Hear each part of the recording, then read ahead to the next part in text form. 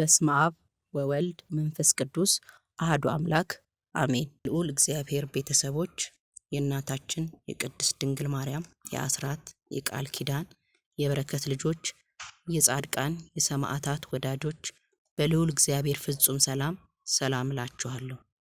እንደምን ዋላችሁ? እንደምን ለዚህ ሰዓት ደረሳችሁ? አሜን። እንደ ኃጢአታችንና እንደ በደላችን ብዛት ሳይሆን እንደ ምሕረትና እንደ ቸርነቱ ተመልክቶ እስከዚህ ሰዓት ያደረሰን የአባቶቻችን አምላክ ልዑል እግዚአብሔር ስሙ የተመሰገነ ይሁን።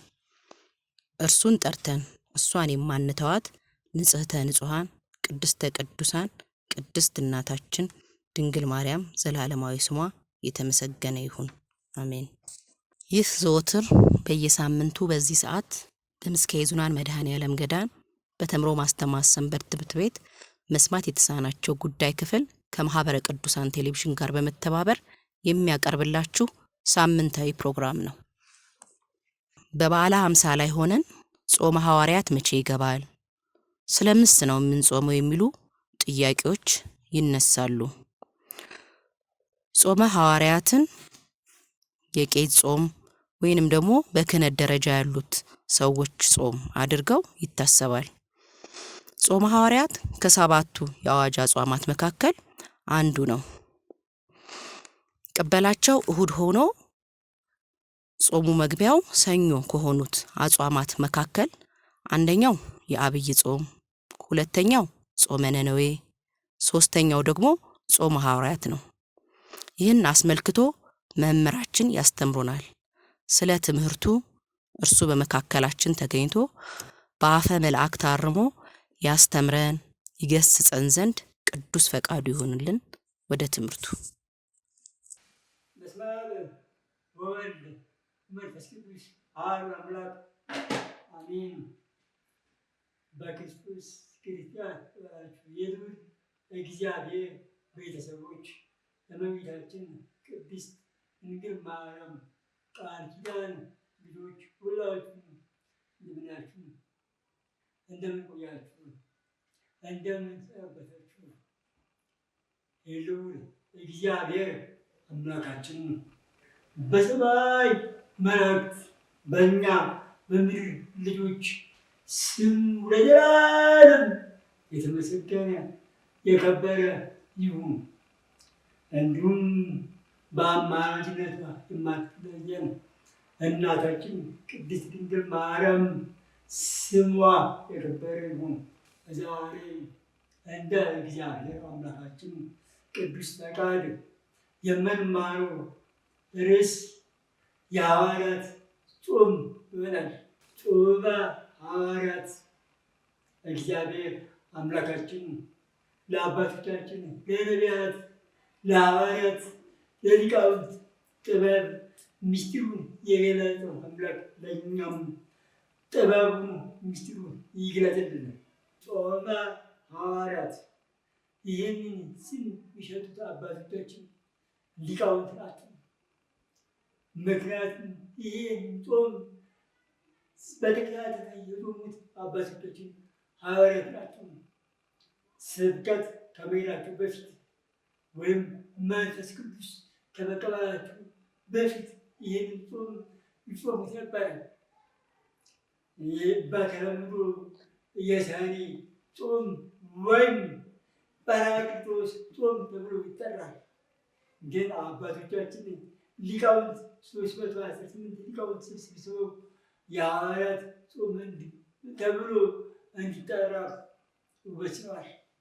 አሁን የሐዋርያት ጾም ብለን እንጠራዋለን። የሐዋርያት ጾም ከሰባቱ አጽዋማት አንዱ ነው።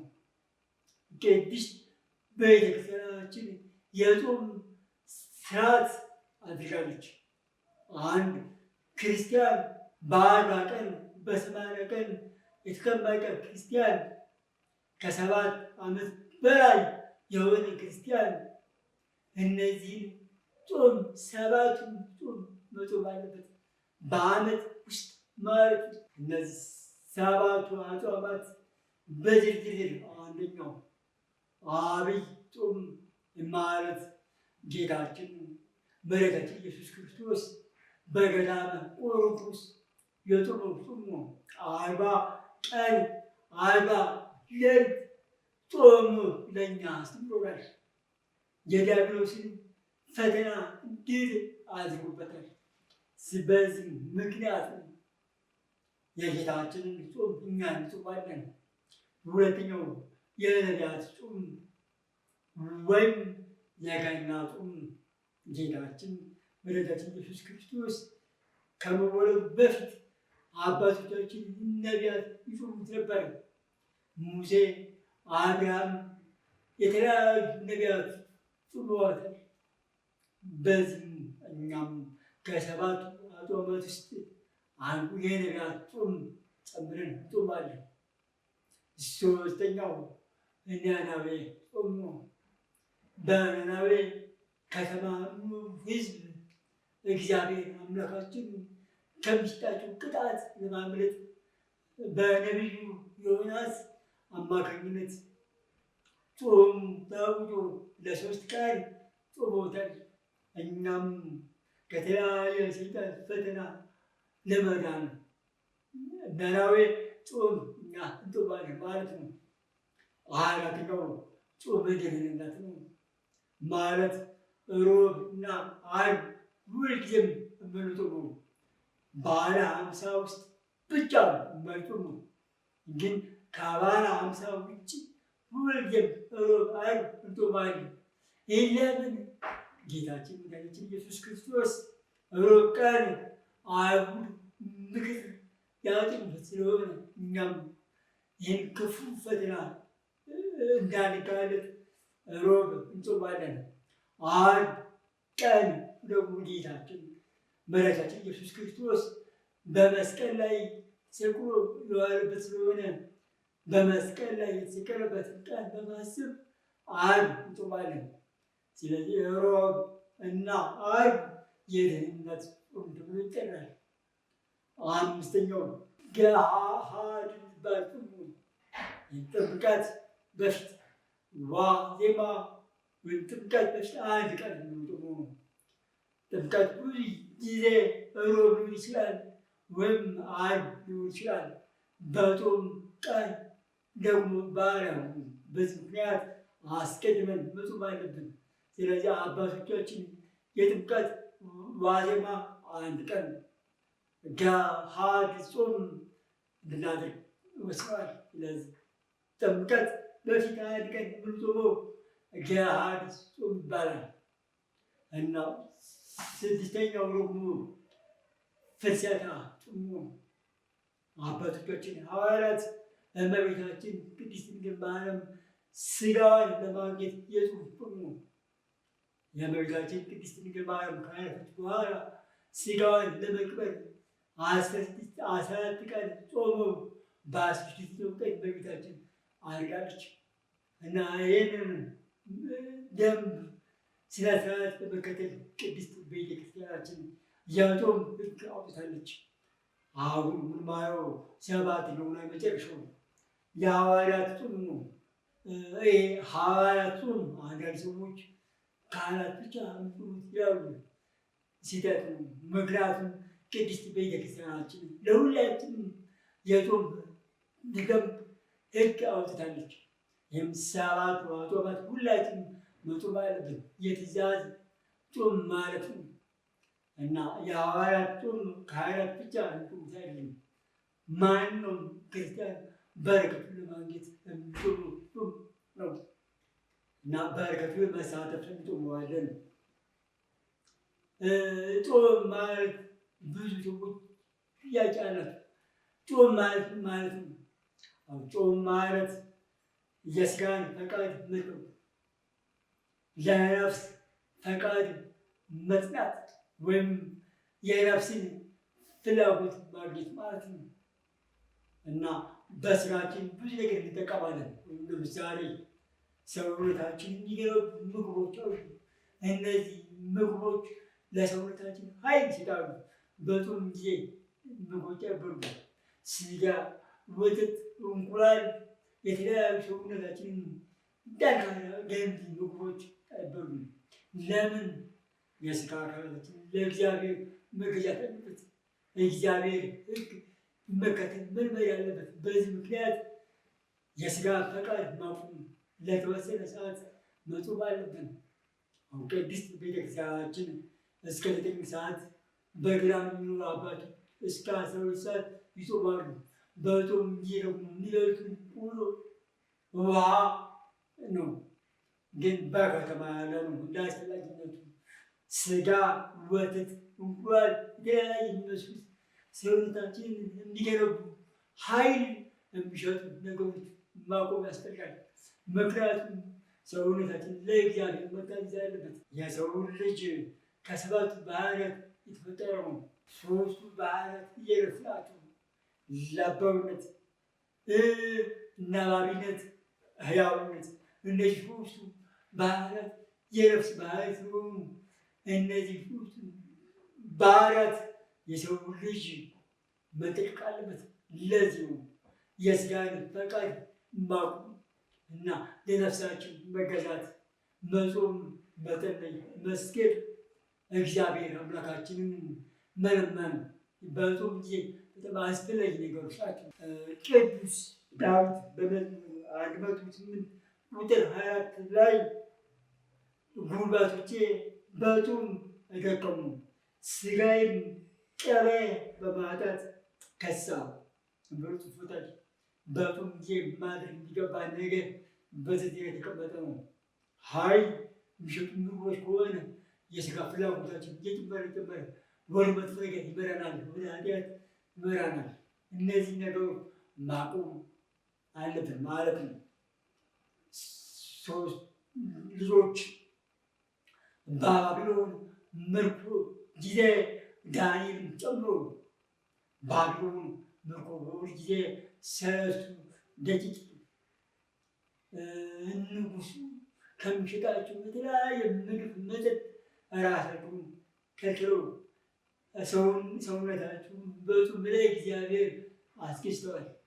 ይህም እግዚአብሔር አምላካችን በረከት ሰጥቷቸው የእግዚአብሔር መንፈስ ቅዱስ በልቡናቸው አድሮ ንጉሱ ከሚያቀርበው ምግብ፣ ስጋ ሁሉ ተከልክለው እና ሽዋልት ሰውነታቸው ሌሎች ኮሚኒዎች በለጠ ወፍሮ ይታያል። እኛ በጾም ጊዜ ማድረግ አለብን ማለት ነው። ጾም ያስተማረን ጌታችን አምላካችን መድኃኒታችን ኢየሱስ ክርስቶስ ነው። ማቴዎስ ምዕራፍ 20 ቁጥር 1 እስከ 11 ጌታችን መድኃኒታችን ኢየሱስ ክርስቶስ ገዳመ ቆሮንቶስ ሄዶ 40 ቀን 40 ሌሊት ጾመ።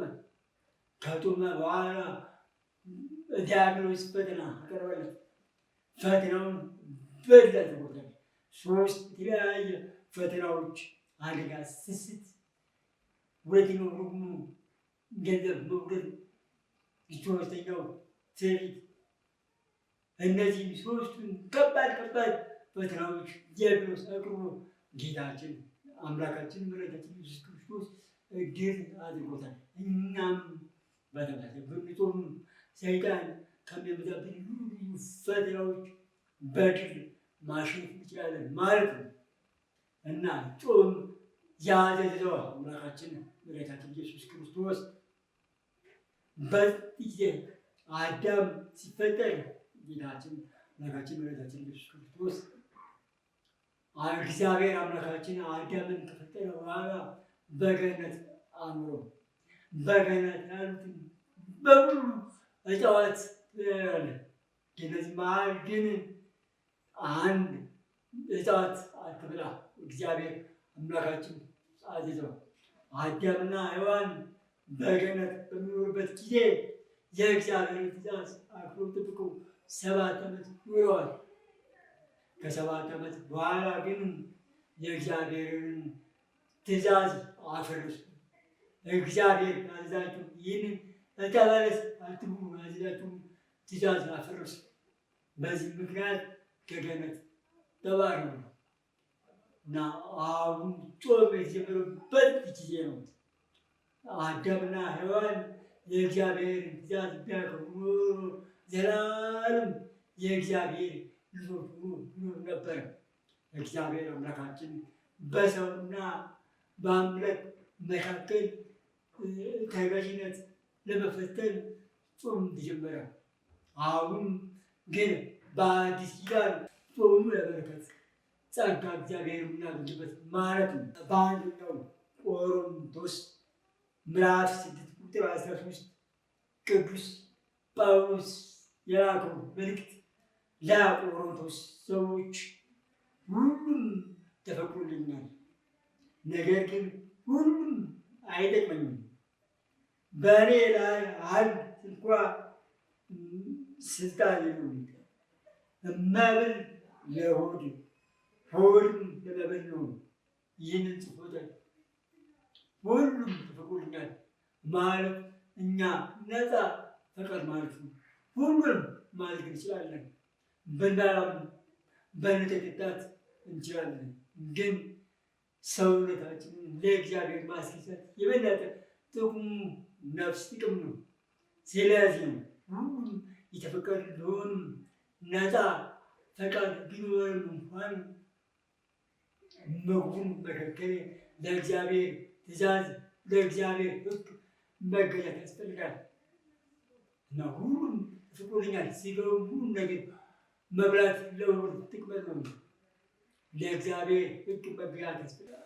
ያዕቆብ ምዕራፍ 1 ቁጥር 15 የኃጢአት ዋጋው ሞት ነው ይላል እና ጾም ከሌለ ጨው ከሌለ በሰውነታችን ውስጥ ኃጢአት እየጨመረ ይሄዳል። ፍላጎት እየጨመረ ይሄዳል። በዚህ ምክንያት የኃጢአት ዋጋው ሞት ሆኗል። የሐዋርያት ጾም ማቴዎስ ምዕራፍ 9 ቁጥር 15 ጌታችን መድኃኒታችን ኢየሱስ ክርስቶስ በምድር ላይ በሚያስተምርበት ጊዜ የዮሐንስ ደቀ መዝሙር ጥያቄ አቅርበው ነበረ። ይህም የእኛ ደቀ መዝሙር ይጾማሉ፣ ያንተ ደግሞ ለምን አይቱም ብሎ ጥያቄ ጠይቀው ነበር። ጌታችን መልስ ምን አለ? ሙሽራው አብሮ ካለ ሚዜዎች መጾም አይችሉም። ምክንያቱም ሙሽራው አለ። ሙሽራው በሚልበት ጊዜ ይመጣል። በዚያን ጊዜ ሚዜዎች መጾም ይችላሉ። አሁን ሙሽራ የተባለው ጌታችን አምላካችን መድኃኒታችን ኢየሱስ ክርስቶስ ነው። ምክንያቱም ሐዋርያት አብረው አሁን ጌታችን ሙሽራው ያለ ሚዜዎች የተባሉት ሐዋርያት ናቸው። መጾም አይችሉም። አሁን ሙሽራው ሲለይ ግን መጾም ይችላሉ። አስባቸው ወገኖች፣ የሐዋርያት ጾም ሐዋርያት የጾሙት መጀመሪያ መንፈስ ቅዱስ ከመቀበላቸው በፊት ነው። ጌታችን መድኃኒታችን ኢየሱስ ክርስቶስ ካረገ በኋላ ሐዋርያት ለ10 ቀን በቤት ዝግ ውስጥ ተሰብስበው ጾም አድርገው ነበር። ጾም ጸሎት አድርገው ነበር።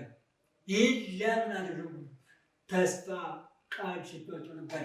ጌታችን አምላካችን መድኃኒታችን ኢየሱስ ክርስቶስ በ40 ቀን ወደ አባቱ በሚያደርግበት ጊዜ የተስፋ ቃል ሰጥቷቸው ነበር።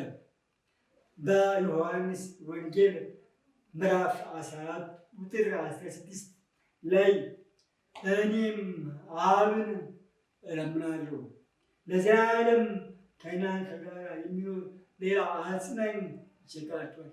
የተስፋ ቃል ነው። ጌታችን እኔ አባቴን እለምናለሁ እርሱም መንፈስ ቅዱስ ይቀበላችኋል፣ እናንተ ግን በቢታንያ እዛው በኢየሩሳሌም ጠብቁ ይወዛቸው ነበር።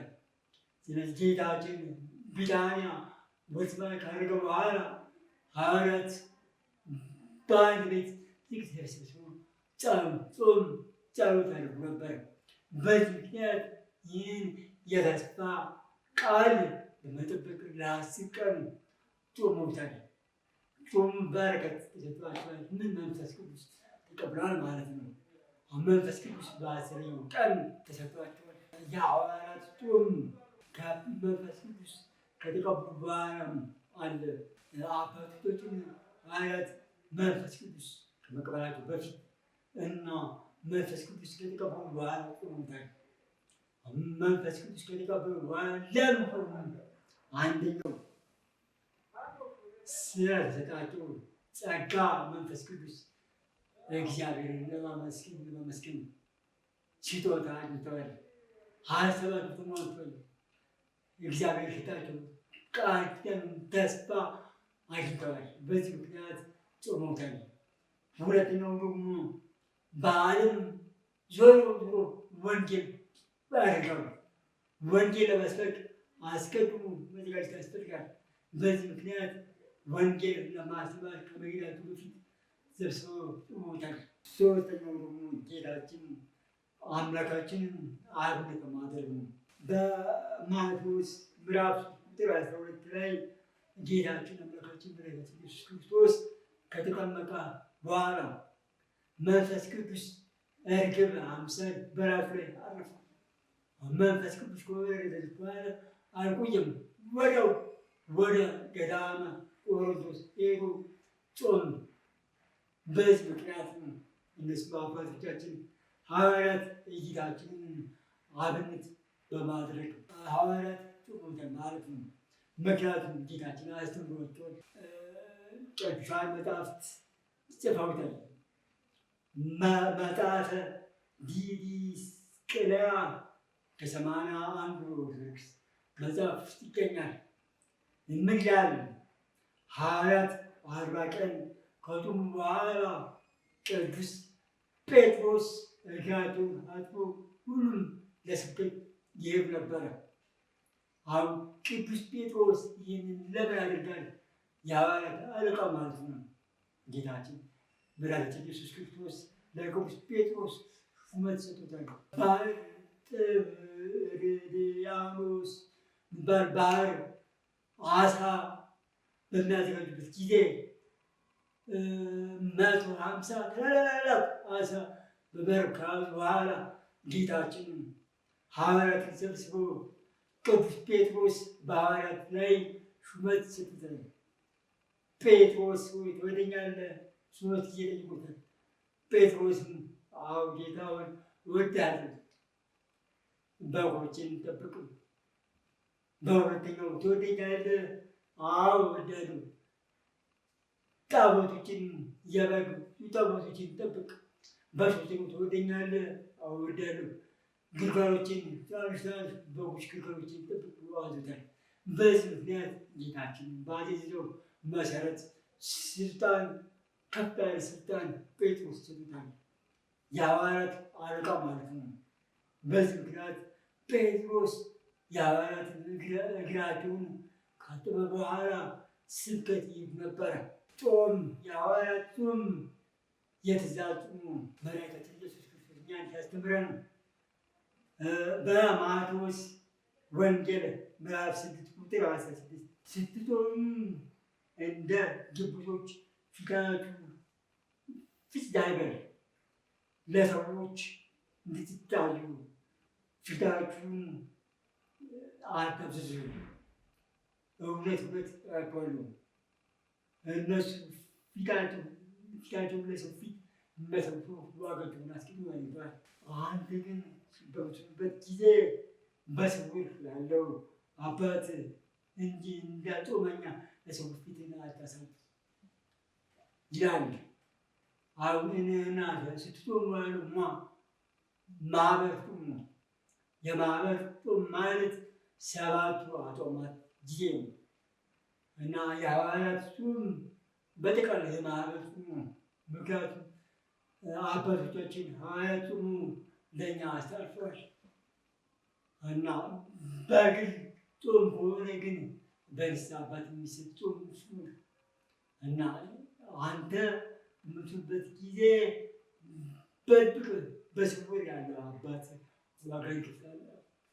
ግን የማህበር ጾም ከሆነ በግልጽ ጾም እና በአብዛኑ ስትጾሙ እንደ ግብዞች አትሁኑ። እኛ መጾም ይገባናል። እንዴት ነው? ኢሳይያስ ምዕራፍ 58 ቁጥር 6-8 እኔ የመረጥኩት ጾም ይሄ ነው፣ ከበደል እስራት ይፈቱ ዘንድ የተጋፈቱትን አርነት ታወጡ ዘንድ ቀንበሬን ተሸከሙ ዘንድ ይላል ጌታችን አምላካችን መድኃኒታችን ኢየሱስ ክርስቶስ የመረጠው ጾም በዚህ ስላለ በጾም ጊዜ የተካኑ ሰዎች ማጠንቀቅ አለብን። የተካኑ ሰዎች እንዲያዎችን ማስብ፣ ለሌሎች ምጽዋት መስጠት ያስፈልጋል። የተራቡትን ማብላት፣ መመገብ፣ ልብስ የሌላቸውን ልብስ መስጠት በጾም ጊዜ በጾም ማድረግ የሚገባ ነገር ነው። ግን በጾም ጊዜ እኛ ክፉ ኃጢአት የምንሰራ ከሆነ ጾማችን ከንቱ ነው ማለት ነው። ስለዚህ በጾም ጊዜ ከእግዚአብሔር ጋር ግንኙነት ማድረግ አለብን። በጾም ጊዜ እግዚአብሔር አምላካችን ማመስገን አለብን። መልካም ስራዎች ማድረግ አለብን። ስንጾም ድሆችን ማሰብ። ለምሳሌ እኛ ቁርስ፣ ምሳ፣ ማታ እራት እንበላለን። ቁርስ በጾም ጊዜ አይበላም። ይህ የቁርስ ሂሳብ እየተገባን ለሌላ ጥቅም ማዋል አይሆንም። የሚሻለው ሌሎች ማሰብ ያስፈልጋል። የሐዋርያት ጾም የሁላችንም ጾም እንደሆነ መጽሐፍ ቅዱስ ይነግረናል። ኤፌሶን ምዕራፍ 2 ቁጥር 20 ቅዱስ ጳውሎስ ኤፌሶን መልእክት በሐዋርያትና በነቢያት መሰረት ላይ ተነሳስቷል እና የሐዋርያት ጾም የነቢያት ጾም እኛ ብንጾም በረከት እናገኝበት ማለት ነው። በዚህ ምክንያት እኛ በሐዋርያት እና በነቢያት ላይ የተላከውን መንፈስ ቅዱስ እናገኛለን ማለት ነው። አባቶቻችን ጾም በረከት አግኝተውበታል።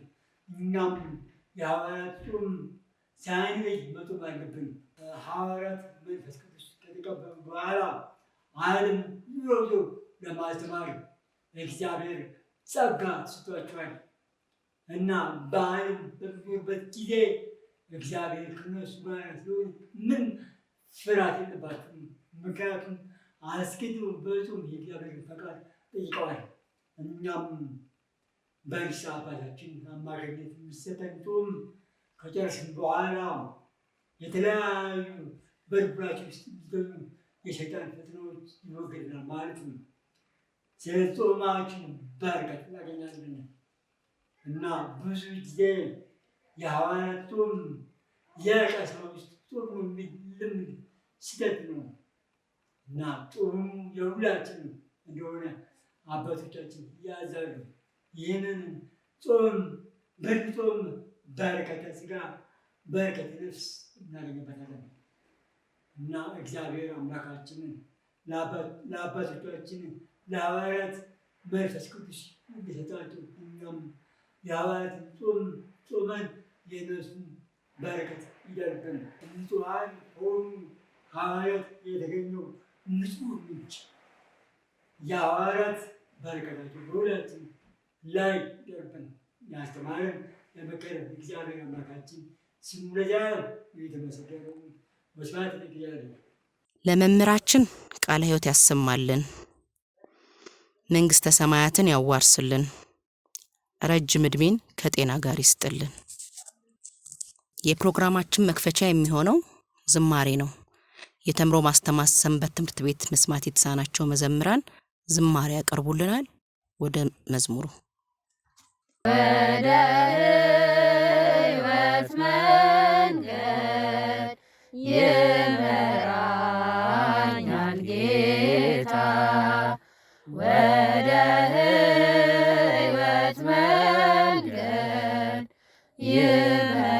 ይመራኛል ጌታ፣ በጨለማ መንገድ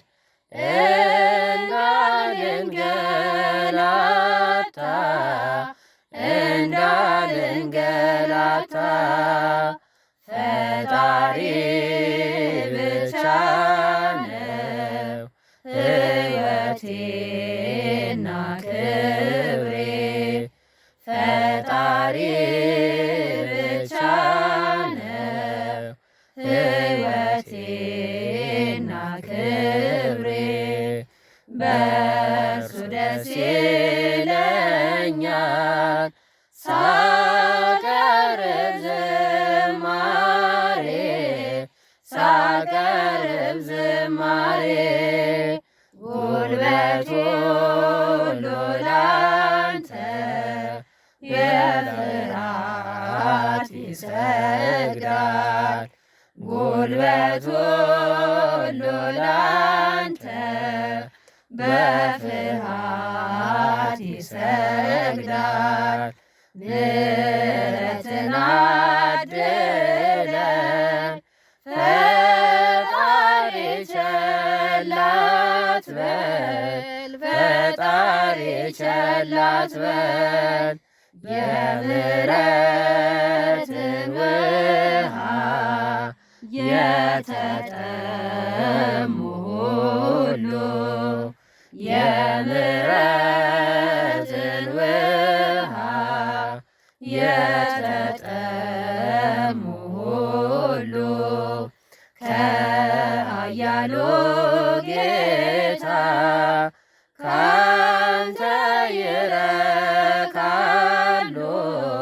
ካንተ ይረካሉ በምሕረት ማረን አቤቱ ፈጣሪ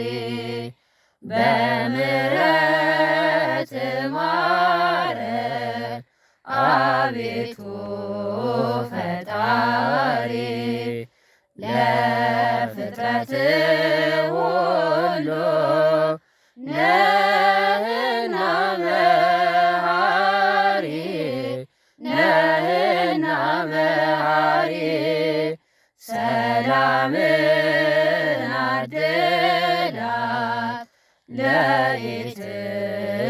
ለኢትዮጵያ ሰላምን አድላት ለኢትዮጵያ እጆቿን ዘርግታ ስትል ሃሌሉያ ስትል ሃሌሉያ። ዝማሬውን ላቀረቡልን መስማት የተሳናቸው ወንድምና እህቶቻችን ዝማሬ መላእክትን ያሰማልን። ምልክት ቋንቋ በአይን እያየን ቃላቶችን በእጅ የምንገልጽበት ሲሆን በቀጣይ እንደተለመደው የምልክት ቋንቋ ትምህርት ክፍለ ጊዜያችን ይሆናል። ወንድማችን ምልክት ቋንቋውን ያስተምረናል። ወደ ትምህርቱ እንሄዳለን። ዛሬ የምንማረው የኢትዮጵያ ምልክት ቋንቋ የደቡብ እና ክፍላክሉ አልባ ይህኛው አልባ ሆነ ቡድን ነው። አልባ ይህን ምልክት ባል አድገ አልባ ምልክት አልባ ምልክት አልባ ምልክት ጋር ነው ካሜላ ካሜላ ያኑ ወሎ ወሎ ደብዳኖ ደረዳዋ ደረዳዋ አሬዋኖ አሬ አሬ አሬ ሻኖ ሻሸመኔ ሻሸመኔ ሻሸመኔ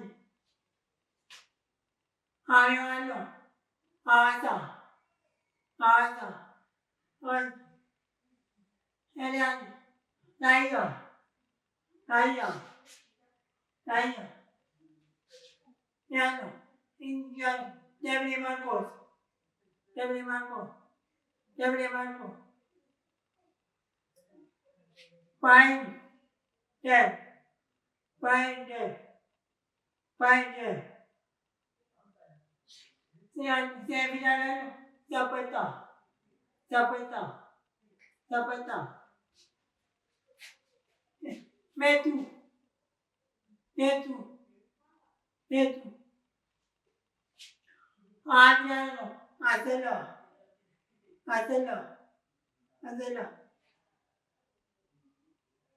ज्ञानो सिवाय सिवाय वाय सिवाय सिवाय वाय Alba Minik Alba Minik Kami Bela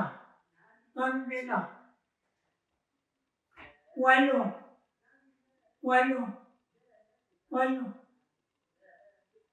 Denido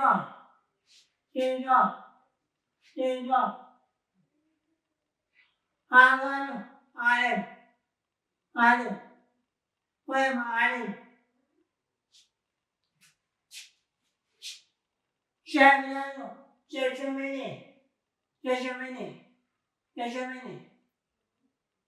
Amiwano Awaza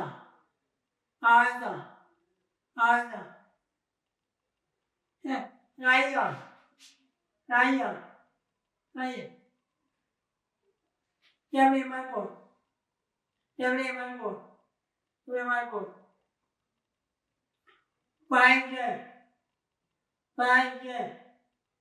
Find Zapata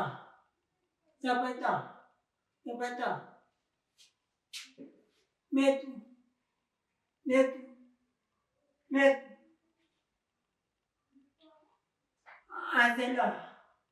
Azelo Azelo Tiwai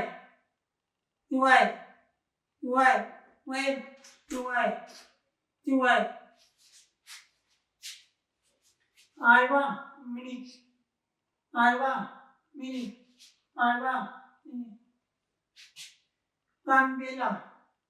Gambela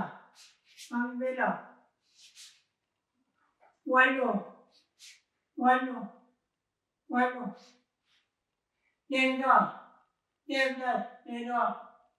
Dendo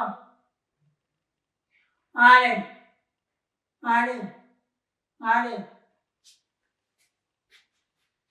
Shashamene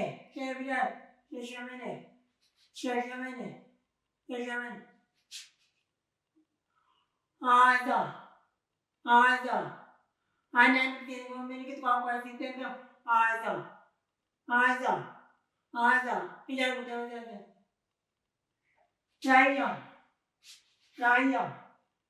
Raya Dan Debre Marco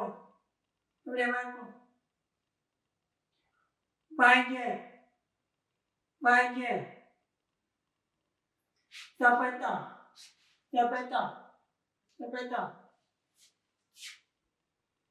Metu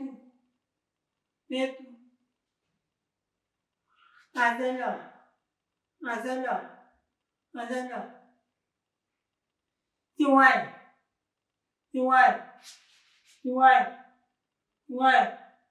When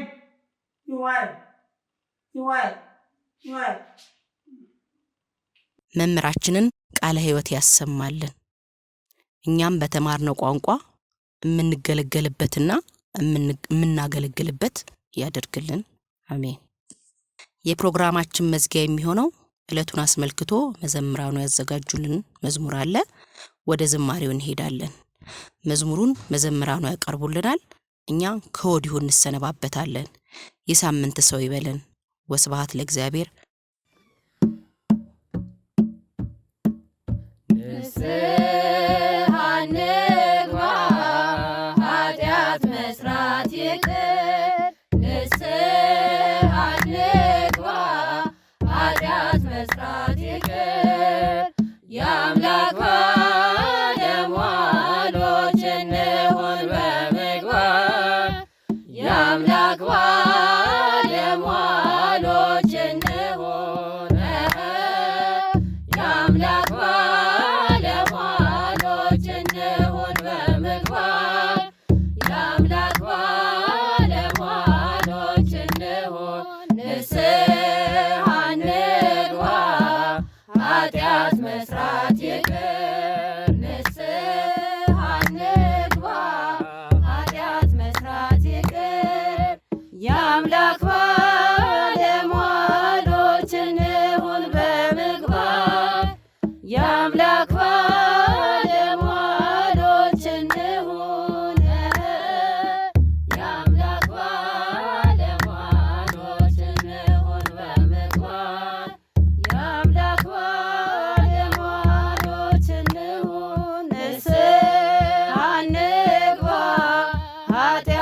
መስራት ይቅር ንስሐ እንግባ ኃጢአት መስራት ይቅር የአምላክ